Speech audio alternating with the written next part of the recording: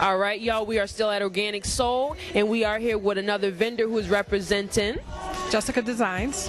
Okay, and what's your name? I'm assuming it's Jessica, right? It is. Yeah. All right. Now, tell us a little bit about your business. Like, I noticed behind us we're seeing some very unique jewelry. So, tell us a little bit about what we're looking at here. Jewelry made out of semi-precious stones, freshwater pearls, glass ceramic beads, and I also just catching pieces like woods and buttons and different things that I find and pick up places.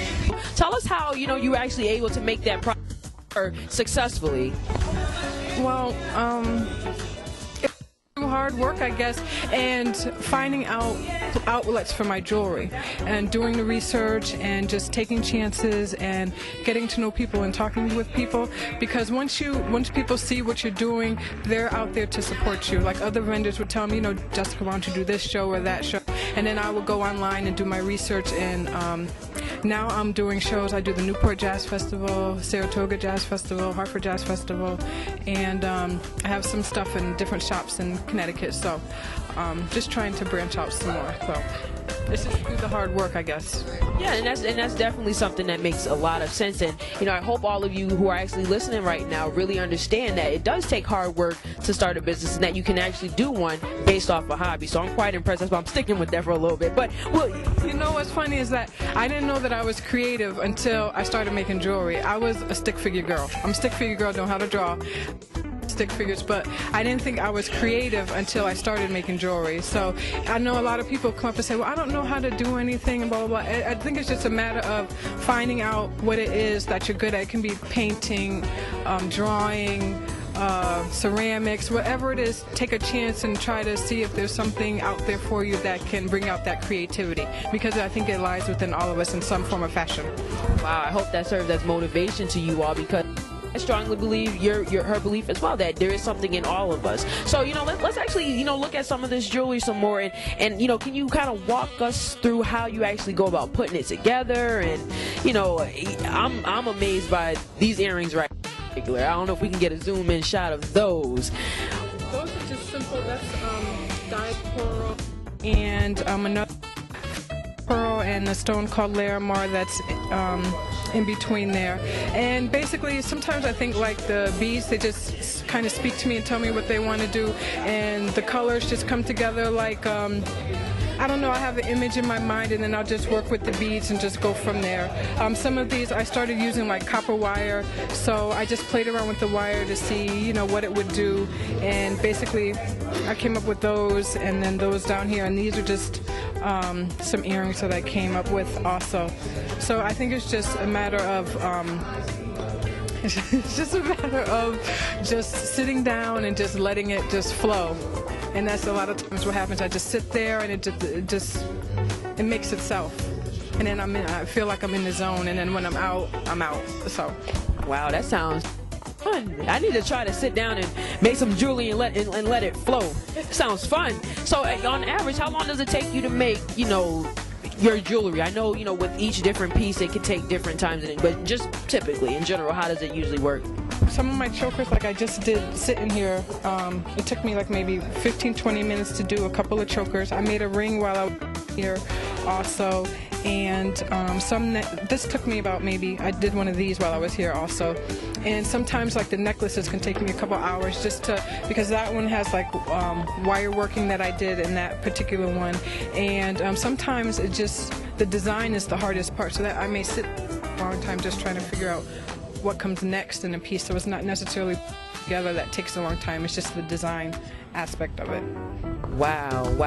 I know I like to see you actually sit down and start a project, and I know the viewers would love to see that as well. So maybe I could do like a little ring or something. I just started making rings, so maybe I can do like a little start one for you. Now, would you mind walking us through some of the steps? Okay, so the first thing that I'm going to do is I'm going to pick out my stone that I want to use, and I have this little stone right here. And I think I'm going to put one of these like little button shells at the bottom, so it'll sit something like this. So what next I'm going to do is I'm going to just take my copper wire, and I don't know how much I need, I just kind of eyeball it. I just straighten it out as I'm pulling it apart. And then I just cut it. And this is what I use as like they have these things called ring mandrels. You've probably seen them before. Oops. Tell like different sizes of rings, but I don't have one, so I use this. I'm gonna wrap it around 3 times.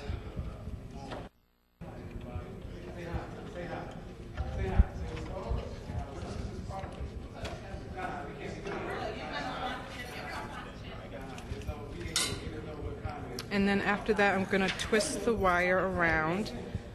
That'll just set like the base part of it. So there's like the bottom part. I'm gonna put my shell on there now.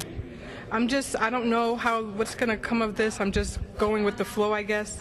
I kind of have an idea, but I really don't know.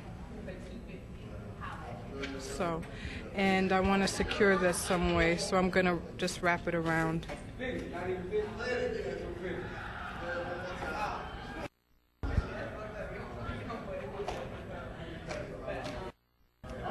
Try to keep it as close to as easy as possible.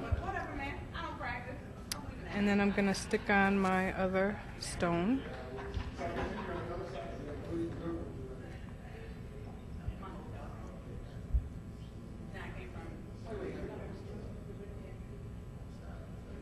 And then I think I'm gonna take this and wrap it around. This is probably not gonna be one of my best rings. It'll give you an idea of the process that it takes to make something.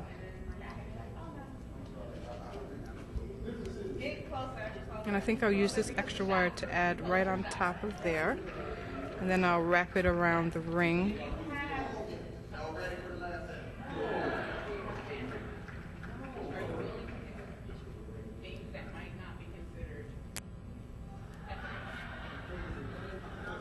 And then this, I'm not going to cut off this extra wire, I'm just going to wrap it right around the ring.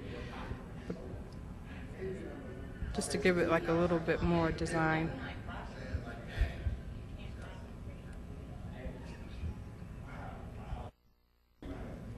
And then I'm going to tuck in. Actually, I can either cut it off or tuck it in, so I think I'm just going to cut off this little last piece right here.